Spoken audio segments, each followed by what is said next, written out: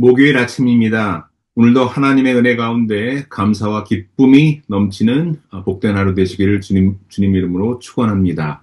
오늘 함께 묵상할 하나님의 말씀은 예레미야서 14장입니다. 14장 가운데 15절에서 18절까지의 말씀을 잠시 읽고 함께 묵상하도록 하겠습니다. 예레미야서 14장 15절부터 18절까지의 말씀입니다. 주님께서 그 예언자들을 두고 이렇게 말씀하신다. 그들은 내가 보내지도 않았는데 내 이름으로 거짓 예언을 하였다. 이 땅에는 전쟁과 기근이 없을 것이다.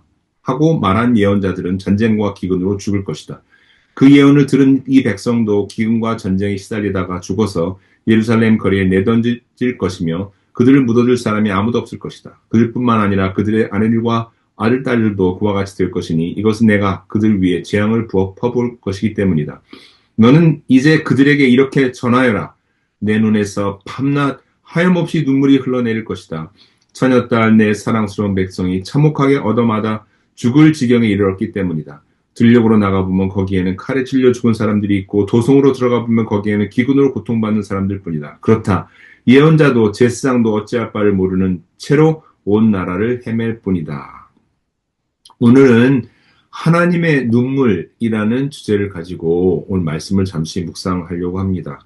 오늘 본문 17절에는 아주 특별하게 하나님의 눈물에 관한 그런 표현이 있습니다. 내 눈에서 밤낮으로 하염없이 눈물이 흘러내릴 것이다. 이렇게 하나님께서 말씀하고 계십니다. 왜 하나님께서 이렇게 눈물을 흘리실 수밖에 없는 상황이 벌어졌는가? 그것은 크게 두 가지 때문인데, 하나는 거짓 예언자들 때문에 그렇습니다. 거짓 예언자들이 하나님이 보내지도 않았는데 하나님의 이름으로 거짓 예언을 했다고 합니다. 이 땅에는 전쟁과 기근이 없을 것이다 라고 말하는 거짓 예언자들입니다. 사랑하는 성도 여러분, 성경을 보면 하나님께서 하나님의 백성들에게 심판하실 것이라는 그런 경고의 메시지가 참 많습니다. 하나님께서 우리를 복주시겠다는 메시지도 많이 있지만, 하나님께서 우리를 복주시겠다는 메시지보다는 사실은 분량으로 따지자면 하나님께서 우리를 심판하실 것이라는 경고의 메시지가 더 많습니다. 왜 그럴까요? 우리가 부모로서 자녀들을 대할 때 살펴보면 자녀들에게 뭐 하지 말라 하는 이야기가 사실은 굉장히 더 많은 분량을 차지합니다. 그것은 부모가 자녀들이 잘 되기를 바라기 때문에 그러는 거 아닙니까? 마찬가지로 하나님께서 우리에게도 하지 말라 하는 말씀을 하지 않을 수가 없는 것입니다. 왜냐하면 사람들이 그만큼 하나님의 말씀을 듣지 않고 잘못된 길로 가는 경우가 많기 때문에 그렇습니다. 그런데 이런 때 하나님께서 하나님의 백성을 지도하시기 위해서 성경을 보니까 예언자들, 또 선지자들을 보내셨죠. 하나님께서 예언자, 선지자들을 계속 주의 종들을 보내서 하나님의 백성을 경계하고 하나님의 백성에게 하나님께서 하지 말라 하는 그런 말씀을 전하라, 그렇게 말하고 있는 거죠. 선지자나 예언자들이 하는 중요한 책무는 하나님의 말씀을 증거하는 건데, 하나님의 말씀의 대부분은 사실은 하면 안 되는 것에 대한 경고의 말씀, 그리고 나서 또 하나님께서 순종하면 축복할 것이라는 말씀을 또한 주시죠. 그런데 지금 이스라엘 이 예레미야 시대를 보면은, 예레미야 시대에는 거짓 선지자들과 예언자들이 많이 등장하여서 이스라엘 백성들에게 하지 말아야 될 것에 대한 것을 전해야만 함에도 불구하고 그런 얘기는 하지 않고 그냥 하나님은 다 복 주신다, 잘 되게 하실 것이다, 축복할 것이다, 위로할 것이다, 이런 메시지만 전한 것입니다. 요즘 우리는 번영신학이라는 것이 있죠. prosperity gospel이라고 영어로 그러는데, 복음에 대해서 얘기하는데 잘 될 것이다, 하나님께서 우리를 복 주실 것이다, 모든 것에 하나님께서 응답해 줄 것이다, 이런 식으로 잘 될 것이라는 부분, 하나님의 말씀 가운데 하나님께서 우리를 복 주실 것이라는 부분만을 계속 반복적으로 얘기하고, 우리가 지은 죄에 대해서 하나님께서 책망하실 것이고 우리의 죄를 돌이키고 하나님께로 돌아오라는 그런 메시지를 전하지 않는, 일방적으로 하나님께서 주시는 복만 전하는 것을 prosperity gospel, 번영신학이라고 하는데요. 그런 것을 얘기하는 그런 교회, 또 그런 교인들에 대해서 하나님께서 사실은 책망하시는 말씀이시죠. 여기서 전쟁과 기근이라는 것은, 이렇게도 이해할 수 있습니다. 우리의 삶이 황폐된다.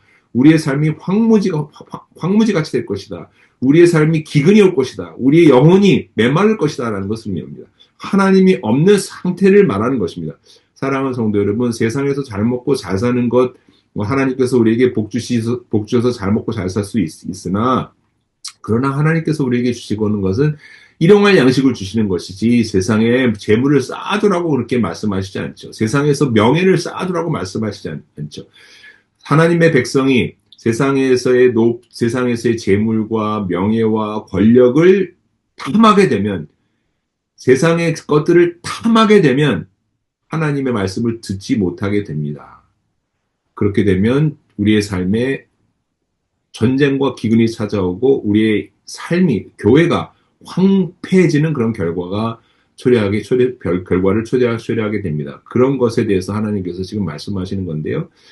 하나님의 백성이 황폐한 삶을 살고 하나님의 교회가 황무지 같은 경우가 되었을 때에 하나님께서 지금 이렇게 말씀하신 거죠. 내가 너희로 인해서 밤낮 하염없이 눈물을 흘리게 된다. 하염없이 눈물을 흘리게 된다. 그렇게 말씀하고 계시는 것입니다. 사랑하는 성도 여러분, 그리스도인은 하나님의 말씀을 듣고 하나님의 눈물을 보고 하나님께 돌아와 회개하는 자들입니다. 하나님의 눈물을 보고 하나님께 나오는 자들입니다. 탕자가 아버지께 돌아왔을 때 그 아버지의 눈물을 보고 얼마나 회개를 했겠습니까? 우리는 예수님께서 예루살렘 성을 바라보시면서 눈물을 흘리셨다는 그런 이야기를 기억합니다. 예수님께서 예루살렘 성을 바라보면서 누가복음 19장 41절을 보니까 예수님께서 예루살렘 성을 바라보시면서 눈물을 흘리셨다 하는 것을 얘기합니다. 무엇 때문에 눈물을 흘리셨던 것이죠? 사람들이 죄 가운데 죽어가는 것 때문에, 사람들이 회개하지 않는 것 때문에 예수님께서 눈물을 흘리신 것이죠. 예수님께서 십자가에 돌아가신 그 사건, 예수의 십자가의 그 사건은 무엇을 말합니까? 하나님의 눈물, 하염없이 흘리시는 하나님의 눈물이 그 예수 그리스도의 십자가 사건을 통해서 우리가 볼 수 있는 것 아닙니까? 예수님, 사랑하는 아들 예수 그리스도를 십자가에 못 박혀 죽게 하셨을 때 하나님께서 얼마나 하염없는 눈물을 흘리셨습니까? 왜 십자가에 예수님이 죽으셨습니까? 우리의 죄 때문에 아닙니까? 우리의 죄 가운데 있는 우리를 살리기 위해서 예수님께서 십자가에 죽으셨음에도 불구하고 여전히 세상 것에 대한 욕심으로 말미암아 하나님의 품을 떠나서 세상을 섬긴다고 하면 하나님이 얼마나 더 눈물을 흘리셔야만 하겠습니까? 사랑하는 성도 여러분, 오늘 하루 동안 하나님의 눈물을 기억하며 하나님의 눈에서 눈물이 아니라 하나님의 기쁨이 되는 그런 복된 하루 되시기를 주님의 이름으로 축원합니다. 주의 성령의 인도하심을 따라 오늘도 하나님의 마음을 시원케 해드리는 그런 저와 여러분 되시기를 주님의 이름으로 축원합니다. 기도드리겠습니다. 하나님 아버지, 하나님의 눈에서 피눈물이 나게 하는 그런 일을 저희가 더 이상 하지 않게 하여 주옵소서. 하나님의 얼굴에 미소를 짓게 하는 그런 저희가 되게 하여 주옵소서. 우리 예수님을 닮아 살게 하여 주옵소서. 성령님께 순종하며 살게 하여 주옵소서. 예수님 이름 받들어 기도했습니다. 아멘. 할렐루야.